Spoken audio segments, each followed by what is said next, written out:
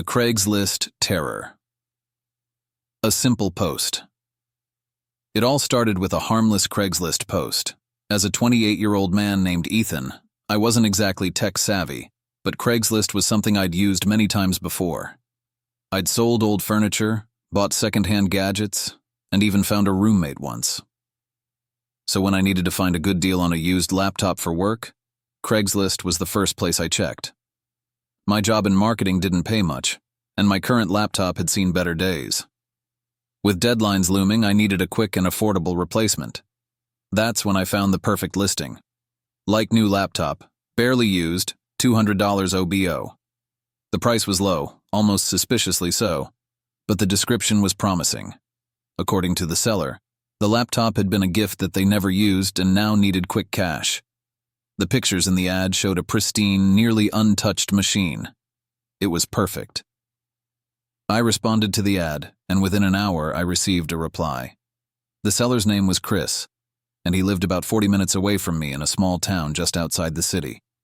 He was willing to meet that same evening, and eager to get rid of the laptop fast. Everything seemed straightforward, until it wasn't. The meeting. The sun had set by the time I set out to meet Chris. I didn't think much of it at the time.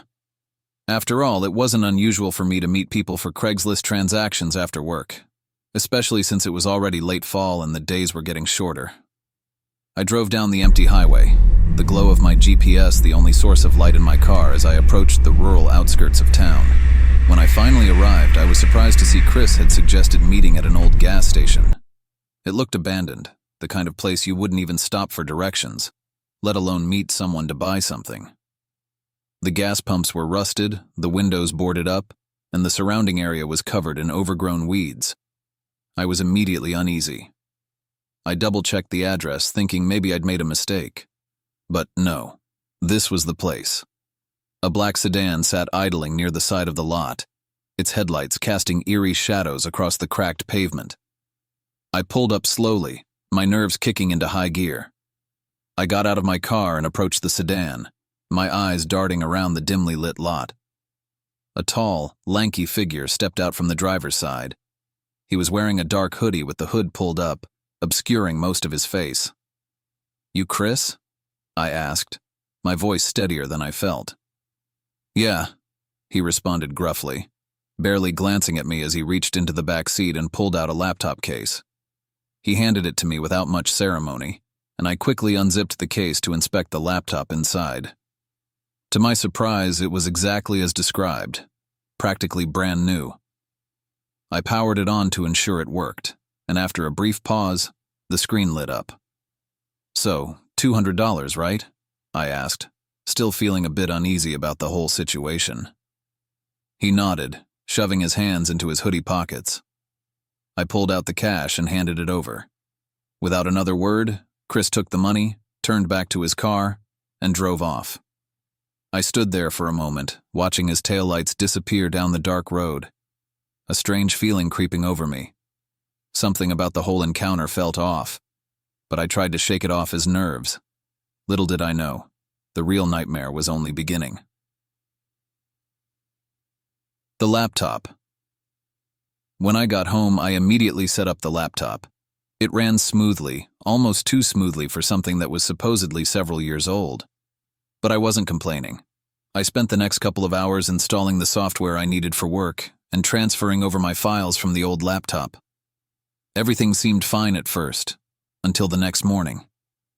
I woke up to find the laptop on, even though I was certain I'd powered it down the night before. I figured maybe I'd just forgotten to shut it off properly, so I didn't think much of it. But as I sat down to start my day, I noticed something strange. There was a new folder on the desktop, one that I hadn't created. The folder was labeled You. I clicked on it, my heart starting to race as a deep sense of unease settled over me. Inside the folder was a single video file. It was simply titled, "Open Me." Against my better judgment, I double-clicked the file. The video began to play, and at first it seemed like nothing, just static. But then the image flickered, and I realized with growing horror what I was seeing. It was me, sitting in my living room, working at my desk, just as I had been the night before. I gasped, feeling the blood drain from my face. The footage was from the laptop's webcam, and it was recorded while I'd been using it. But I hadn't turned on the webcam. In fact, I hadn't even opened the webcam software. Suddenly, the screen went black and a new message appeared in large, bold text. "I'm watching you." I slammed the laptop shut, my heart pounding in my chest. My mind raced as I tried to figure out what was going on. Had Chris installed some kind of malware on the laptop? Was this some sick prank? But as I sat there staring at the closed laptop, a cold realization hit me. This wasn't a joke. I had to get rid of the laptop. Whatever was happening, I didn't want any part of it. The Stalker. That night, I tried to sleep, but my mind wouldn't stop racing. Every creak of the house, every gust of wind outside had me jumping out of bed, convinced that someone was watching me. I couldn't shake the feeling that I was being watched. By the time the sun rose, I was exhausted, but determined. I would take the laptop to a computer shop and have it wiped clean. Maybe they could figure out what kind of malware was on it. But before I could even get out of bed, my phone buzzed. It was a message, an unknown number. "Did you sleep well?" My heart skipped a beat. How did they know? Who was this? I tried to calm myself, but then another message came through. "I told you I'm watching you." I threw my phone down, my hands shaking. This wasn't happening. It couldn't be. I grabbed the laptop and stuffed it into the case, ready to get rid of it once and for all. But as I reached for my car keys, the front door creaked open. I froze. Slowly I turned to see the door inching open, as if someone had pushed it from the outside. My mind screamed for me to run, to hide, but my body wouldn't move. And then, in the doorway, I saw him. Chris. He stood there, his hood pulled low over his face, the same dark hoodie from the night we met. But this time, there was no car, no casual attitude. His eyes were wild, his face twisted into a sickening grin. "You thought you could just get rid of it," he sneered, stepping inside. I backed away, my heart pounding in my chest. "What do you want?" I stammered, my voice barely audible. "I want you to understand," he said, his voice low and menacing. "You're mine now. The laptop, the videos, it's all part of the game. And you? You're the star." I bolted for the back door, but Chris was faster. He lunged at me, grabbing my arm and pulling me back into the room. I struggled, trying to break free, but he was too strong. He shoved me against the wall, his face inches from mine. "You can't escape," he whispered. "I'm always watching." 5. The final move.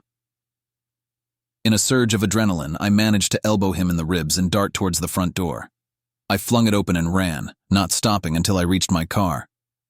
I fumbled with the keys, my hands shaking, but somehow managed to get the engine started.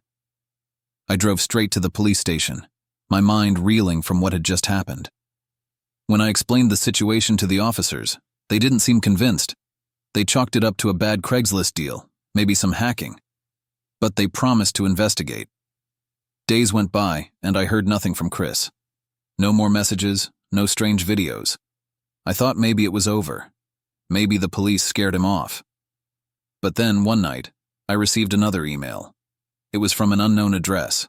The subject line simply read, "Watch me." With trembling hands, I opened the email. Inside was a link. Against my better judgment, I clicked on it. The video loaded slowly, and when it finally started playing, my blood ran cold. It was a live feed of me, sitting at my desk, staring at my screen. And then, the message appeared. "I told you I'm always watching." Epilogue. That was months ago. I've since moved, changed my number, and gotten rid of every piece of technology I own. But no matter where I go, no matter what I do, the fear lingers.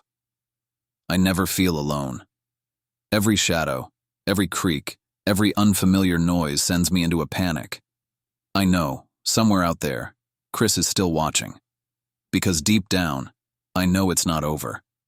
Chris, or whatever he is, left a mark on my life that I can't escape. Every night I wonder if he's still out there, watching me through some unseen screen, waiting for the right moment to reappear and finish what he started. No matter how far I run or how many times I look over my shoulder, I can't shake the feeling that he's always close by, lurking in the shadows. I've become a prisoner of paranoia, constantly watching, waiting for that inevitable moment when Chris will return, and this time, I won't escape. I've changed everything about my life. New home, new job, even a new name. But the fear is always there, gnawing at the edges of my sanity. Some nights, I hear faint noises outside my window or see flickers of movement in my peripheral vision.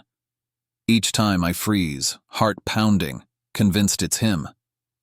I sleep with one eye open, terrified that Chris is still watching, still waiting. The worst part is, I'll never know when it'll happen. The uncertainty is crippling. I can't run forever, and deep down I fear that one day he'll come back to finish what he started. Thanks for watching this video, and I see you in the next Terror Story video. Like, subscribe, and enable notification to receive the new video when I post.